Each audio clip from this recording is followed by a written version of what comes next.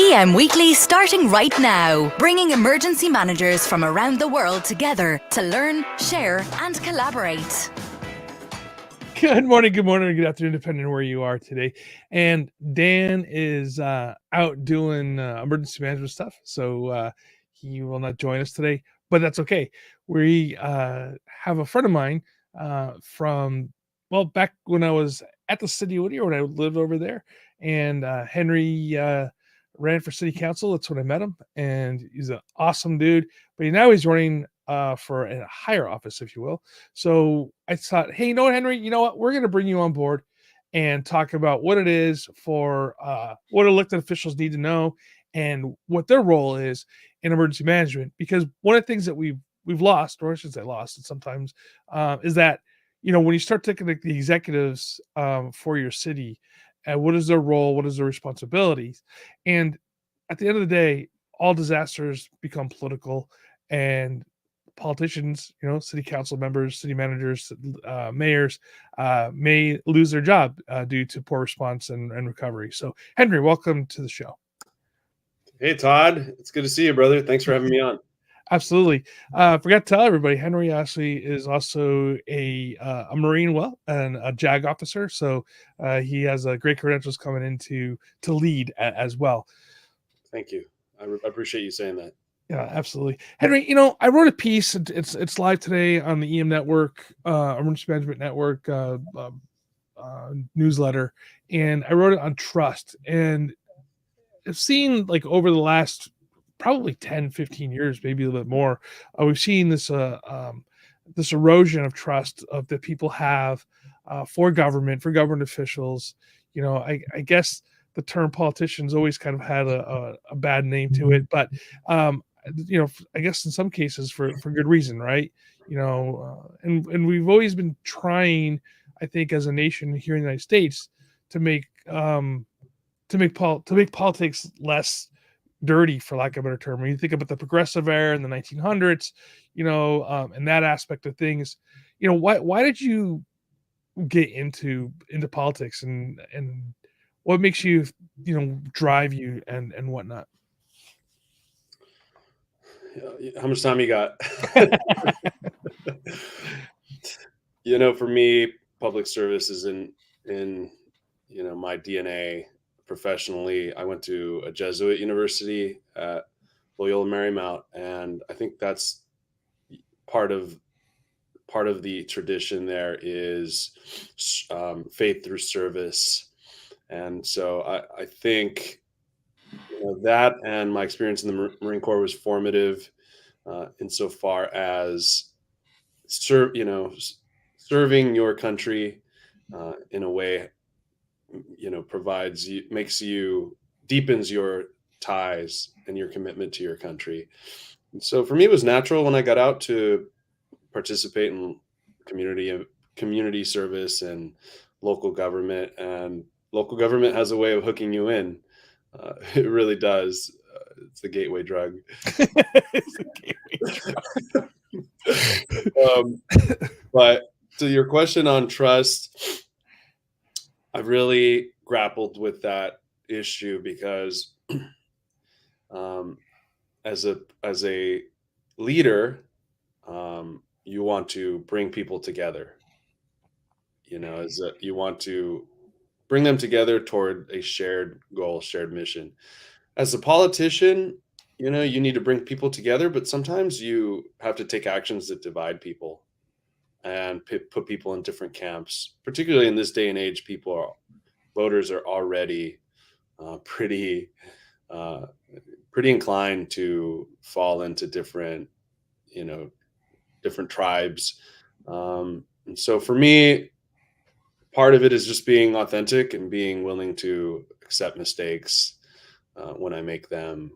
I think a lot of elected officials want to act like they're perfect. And it's hard to trust somebody when they don't tell you what their problems are, when they don't tell you what their limitations are. And I'm pretty frank about the things that I'm not great at and that I'm working on improving.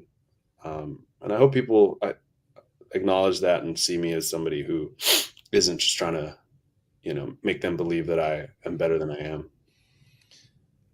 Wow, that's you're being vulnerable right there is critical. I think It's hard though because if you show the least amount of vulnerability, people want to jump on you, but I think you just need confidence to be vulnerable and honest about your strengths and your weaknesses, and that's sort of just I'm just willing to talk about that more than I think most people. But yeah. One of the in my paper, I talked about transparency and how we as emergency managers need to be more transparent, and as public officials, we need to be more transparent. And then, um, I think our cities and our government needs to be more transparent. And I kind of talk about Boston a little bit with their app they have, and I don't know what it's called, but I'm gonna call it the pothole app. If Boston, sorry if it's not what it's called, but it's actually Public Works, right? If you see something, whether it's graffiti or a pothole or whatever, a person has the ability to take a picture of it, send it to Public Works, then they get to track to see when it's been fixed, and so it holds accountability. And I think that's one of the things that we um, as government officials sometimes we don't allow, or perceived at least allow, to be held accountable by the public that we serve. And I think sometimes people forget that when they get into public service, right, they forget that service part of it. And I think that's something that you have not forgotten over the years now, the service part of it. What makes you, and I think I'm doing a value judgment right now on you a little bit because we haven't really talked this deep about it, but I feel that you're more of a servant leadership. It seems to be more of your style than a top-down control leadership. Am I correct in that assumption? I think you have to be willing to adapt your leadership style to the situation. I think sometimes a more, top-down authoritarian style can be appropriate in certain situations. In other, like as a local city council member, I'm just one of 5 votes.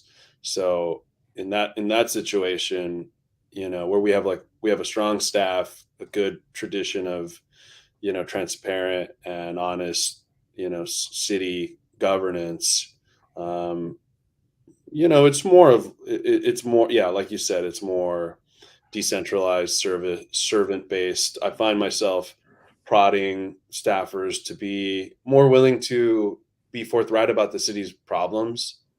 I'm like, we can't fix this problem if we don't talk about it, or if you're trying to make it seem like we're perfect or we haven't made any mistakes. Like, I'd rather just find out about it now and have a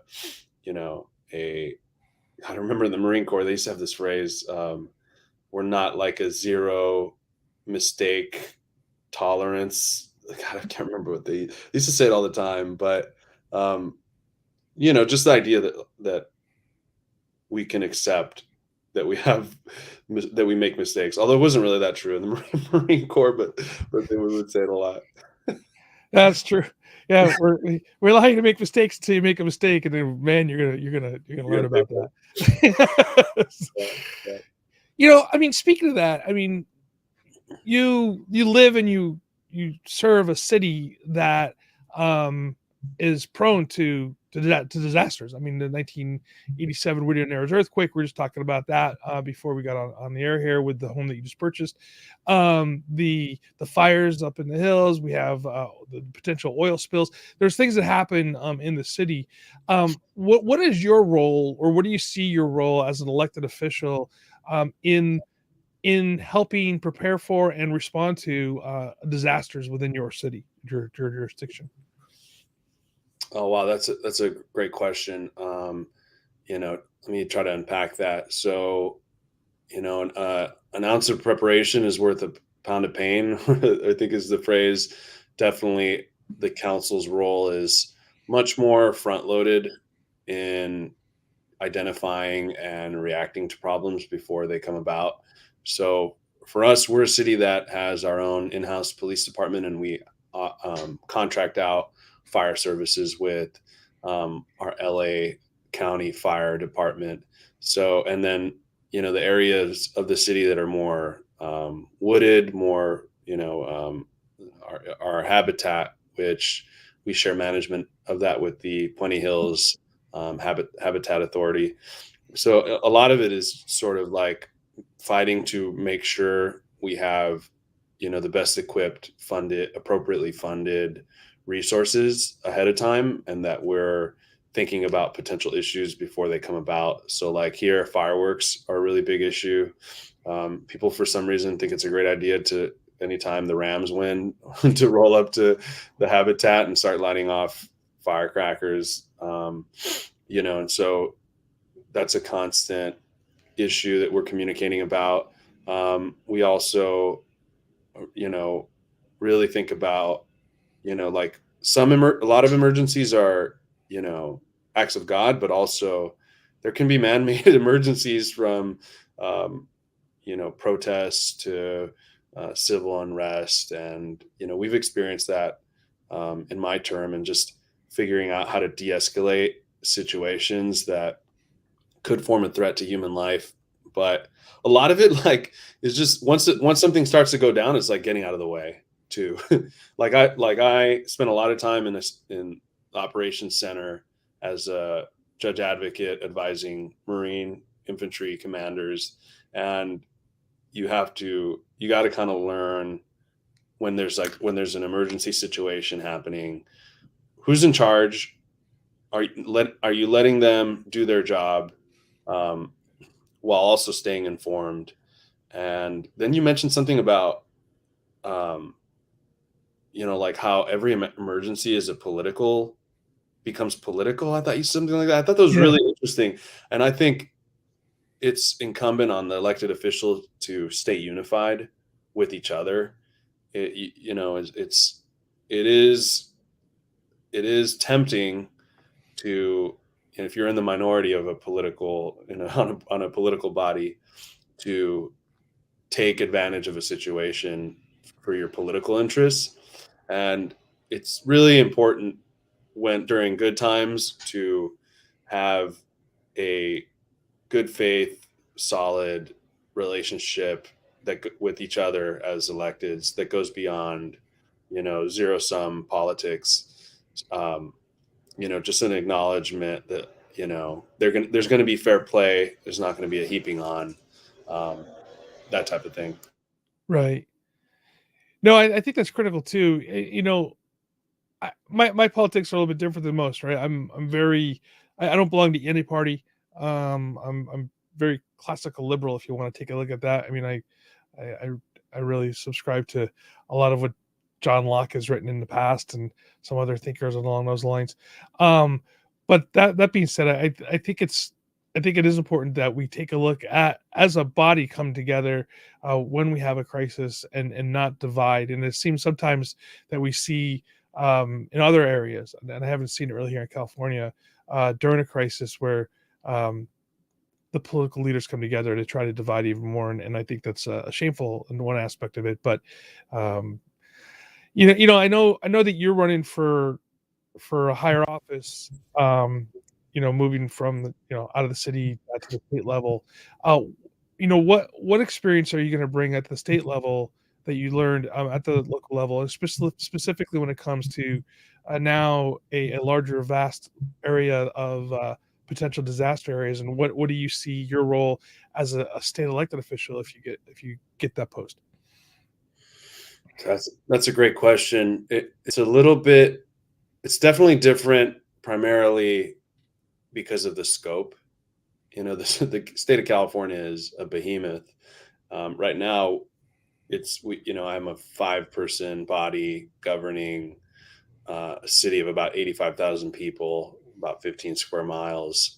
The state of California is comprised of hundreds of cities, and, $1 trillion economy. And also the legislature that I would be in, the legislative body would be 40 individuals. So it poses different challenges. And there's also a lot of special interests involved who have competing objectives. Um, I'm really focused on the climate, and also, fire. utilities. Those are all areas that pose potential challenges. Fire, I think, is probably one of the most complicated issues that the state of California faces, and it's also a climate challenge. And there's no real easy answers. There's no like a lot of it is if we have enough had enough money, we would do certain things. Like we would potentially underground all um, you know, Electrical electric wires. utilities, right? But I mean, that is a really, really expensive task. It also potentially creates problems of access in terms of maintenance. It's a huge commitment. Um, there's a how do you attack that problem? I think for me, I have an analytical mind. I'm somebody who has a law degree and a business degree as well. And the devil's really in the details. You need people up there who are both willing to get into the details and also have the courage to stand up and fight, for issues that are like the toughest issues are the ones that are boring to the average resident and voter, but like a keen financial interest to a niche set of market actors.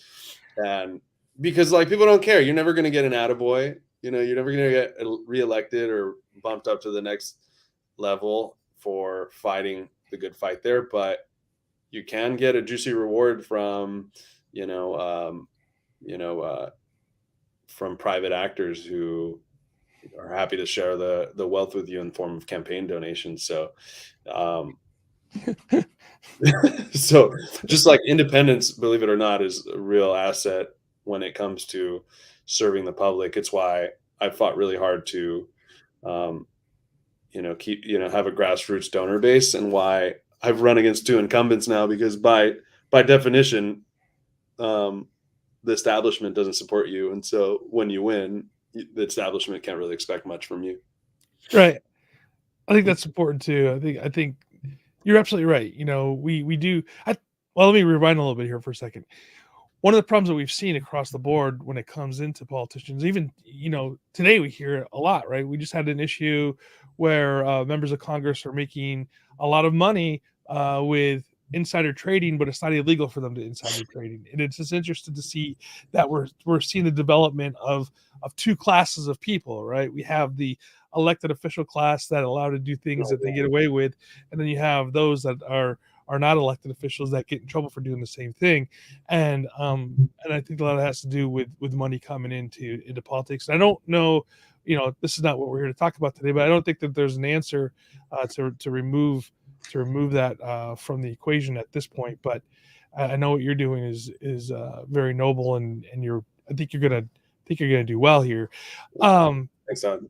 how kind of going forth and keeping it with the theme of emergency management specifically, you Sure. know, um, when you're at the local government, it makes sense, right? You lean on your police chief, you lean on your fire chief or administration, say, okay, this is what we need to get done, and then I guess you open the door when the disasters are going on. You say, what can I do to help you?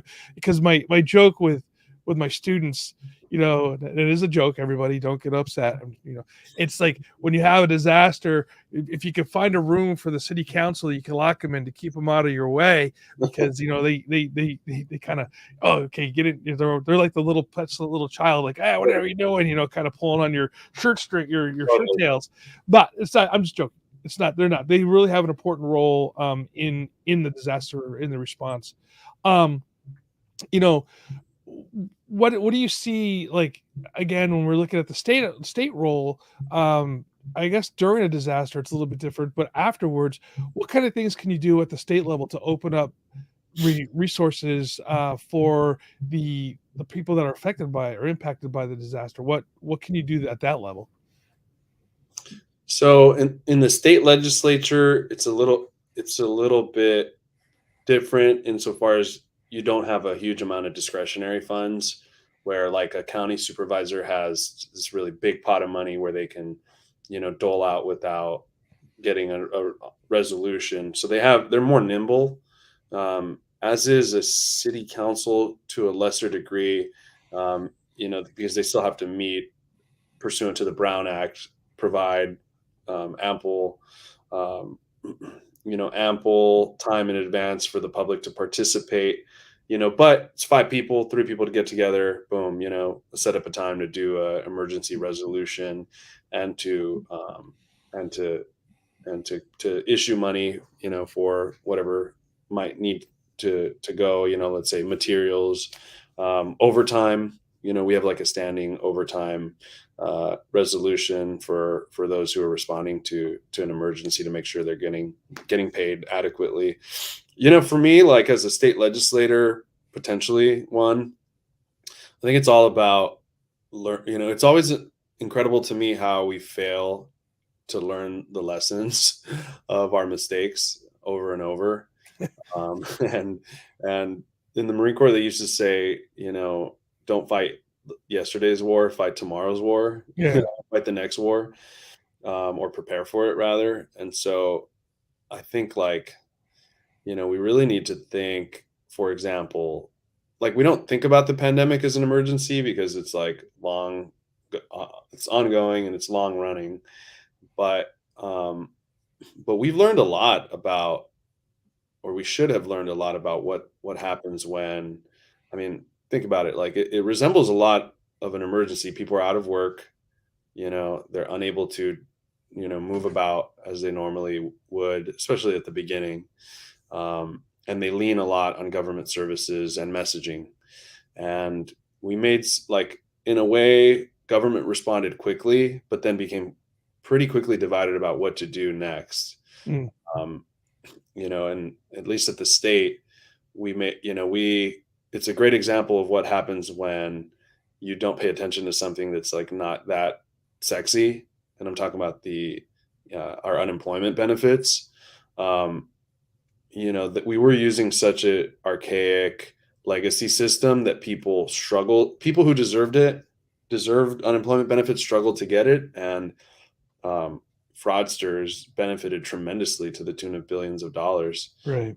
That's money that could have been redirected to go to, combat fires, to, prepare our infrastructure for an earthquake, or to 100 different areas that, that got sucked into, just thrown into the ether.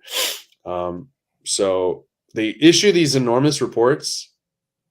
Somebody's got to read them and do something about them. And for me, as a former military person, one of the things that I always say is,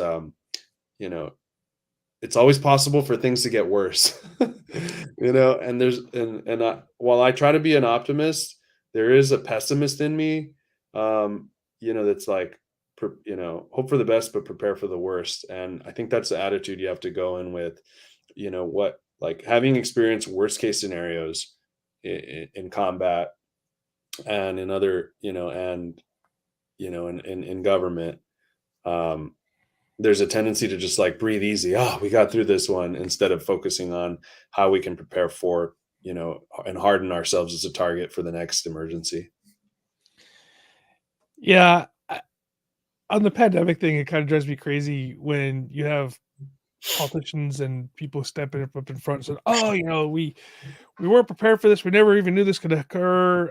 Things like this, and those of us in emergency management and public health are like, "No, no, no, no. We had a pandemic plan in place. Like we knew this was going to happen, and that some of the steps that occurred, now was it COVID that we were planning for? Oh no, because we didn't have a name for it. We called it pan flu for most part, but I just find it interesting that there's people that said, oh, we weren't ever ready for it, which we were. And but I'm going to take the blame here on emergency managers, because I don't think we did a good enough job reaching out to our elected officials, because there's a lot of times a rotation, right? A person's there for 4 or 5 years, they move on, new person comes in, and you have to retrain them. Are we doing a good enough job to reach out to elected officials to really teach them and have them understand what we do as emergency managers? What we do, what their role is as emergency during the crisis, because like I said, everybody has a role. And realistically, the elected official has a network of people that they deal with on a regular basis, whether it's their people who are are wanting to vote for them, or people who want stuff from them, things like that. So they do have that ability to reach. I think my advice for emergency managers who want to have a better impact through and with elected officials is to turn the table around and think about what the challenge is for the person who's in the seat as a politician. You have competing demands. You have a short amount of time to get them done in, and your constituents oftentimes are more interested in social issues, that don't really necessarily have a direct nexus on with emergency issues. But it's easy to get focused on basically everything but the potential emergencies. And so I would just say, try to find a way to communicate how elected officials can benefit, like how they can, how you can turn a potentially dry subject into something that person can feel good about accomplishing. People tend to not want to think about the negative. Right. So if you say, "Hey, if you don't do this," I mean, we've all seen Fourth of July. What was that movie with Will Smith? Oh, Independence Day. Independence Day, yeah. 4th of July. We've seen Independence Day. Nobody listens to the scientist who's running around, talking about the sky falling. People want to know, okay, how can this be a positive thing that's going to make constituents feel good about it and help me get reelected? I'm not saying this is an issue for me. I get it, but in terms of other politicians who might not immediately be excited to focus on these issues, find a way to turn it around where they can, portray that as a short-term win. Yeah. That's a good point now, Henry. I'm thinking about this, like all the disaster movies that are out there. It's always like this one scientist person or whatever. Even like the movie Jaws, where the mayor's like, you need to open the beaches. This is people need to be swimming. The sharks eating people. I mean, like it's always the guy who's like very cautious and, hey, we need to save lives, and there's always some politician who's over there going like, this is gonna ruin a bottom line, and we need the votes. So there's a good book called "Our Iceberg is Melting" that talks about this, and it's like a organizational management book about changing a culture to respond to a potential business catastrophe. But it could just as easily be applied to the emergency context, where it's really a multi-step process that involves different types of people, and recognizing what kind of person are you in this process, and if you're not the person that can take it all away, who are the other people you need, and what's the messaging you need to adopt to get action to be accomplished. Because for the emergency manager, it's not enough just to say, well, I told the right people, whatever they did with it, that's their problem. I can feel good at night when the disaster happens. You have to take the responsibility to alert the right people, but alert them in a way that's likely to have an action taken upon it. Yeah, for sure. That I like that, Henry. That is that's profound. As emergency managers, not only do we have to tell our city council, we have to take ownership of that and really drive that home and say, hey, look, this is what it is. I alerted you. This is what's going on, and action needs to be taken. And go. Like the old saying is, don't come to me with a problem, come to me with a solution. Right. That's true. Well, I have this fight with my wife all the time. She says, well, I told you. And I'm like, obviously you didn't tell me in a way that I would remember. I am not saying that to my wife, Henry. But it's probably true. I'm not saying this is effective. Oh man, yeah. I still want to stay alive. That's my point. Oh man. Well, you know what? I mean, it's been a great conversation, and I think it's something that we need to do more often. I think one of the things that as an emergency manager sometimes we're afraid to do is have that conversation with the elected officials. I think we have this. There's a buffer between us, the emergency manager practitioner at a city, and the elected official, and I think there needs to be more open dialogue between both and transparency. So when a disaster does occur, our elected officials do understand what's going on, understand their role, and are able to have a voice out there. Because, like I said at the beginning, elected officials lose their jobs after disasters because they are seen as being ineffective during that time. And I think it's unfair to us unfair for us as emergency managers not to give them the tools that they could do to actually make a better impact during the time of crisis. Henry, last word. What would you like to say to all the emergency managers out there in the world right now? Vote for me. No. If you're in my district, vote for me. Absolutely. No, just kidding. Well, just mainly that I appreciate the work you do. It's often in the shadows, in the worst, most claustrophobic office of the emergency operations center or the police building or the community rec center. And I know you don't get the accolades all the time, but your work is important. It can save lives, and continue to improve and get better every day because lives are depending on it. Henry, thank you so much for your time today. Todd, thanks for having me. You're the man. Everybody, thank you so much for spending time with us today. And please follow us on your favorite podcast player. And until next week, stay safe and stay hydrated.